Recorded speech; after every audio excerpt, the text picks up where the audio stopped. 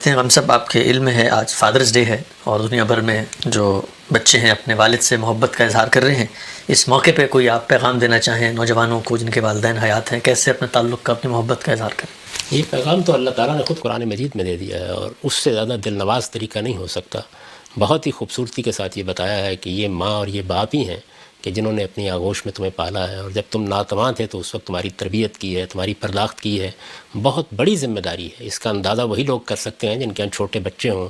آپ راتوں کو جاگتے ہیں، ان کی تکلیف دور کرتے ہیں، ان کی ادائیں دیکھتے ہیں. وہ تنگ کر رہے ہوتے ہیں اور آپ کے سونے جاگنے تک کو برباد کر کے رکھ دیتے ہیں، لیکن آپ کے چہرے پر مسکراہٹ ہوتی ہے، ماتھے پر شکن نہیں آتی. تو اس لیے ماں باپ کا بہت بڑا درجہ ہے. تو اس درجے کو ہمیشہ ملحوظ رکھنا چاہیے. اور قرآن مجید سے یہ معلوم ہوتا ہے کہ اللہ تعالیٰ کے بعد سب سے بڑا حق والدینی کا ہے. اس حق کو کبھی فراموش نہیں کرنا چاہیے. اس میں ماں کے حقوق تو عام طور پر بہت بیان کیے جاتے ہیں، اور کچھ شک نہیں ہے کہ ماں مشقت بھی زیادہ اٹھاتی ہے، لیکن باپ بھی کچھ کم نہیں کرتا. تو ہمارے ہاں باپ کے حقوق کو بھی ہمیشہ پیش نظر رکھنا چاہیے.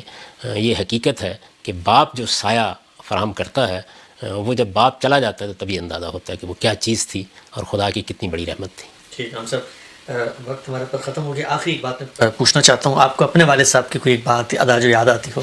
میرے والد صاحب کا تو میرے اوپر سب سے بڑا احسان یہ ہے کہ وہ ایک صوفی تھے، تصوف سے غیر معمولی محبت رکھتے تھے، اپنے شیخ کے عشاق میں سے تھے.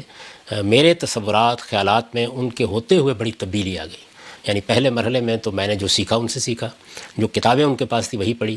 تصوف کی شاعری، تصوف کا ادب، اس سے میں بہت متاثر تھا. اور وہ سمجھتے تھے کہ میں اسی راہ پر چلوں گا، لیکن میں بہت دور چلا گیا.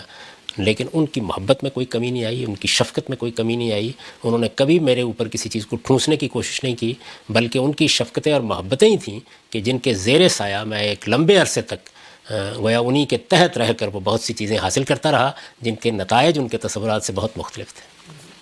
بہت بہت شکریہ غالب صاحب. آپ کے وقت کا، ہماری نشست کا یہاں پر خاتمہ ہوتا ہے.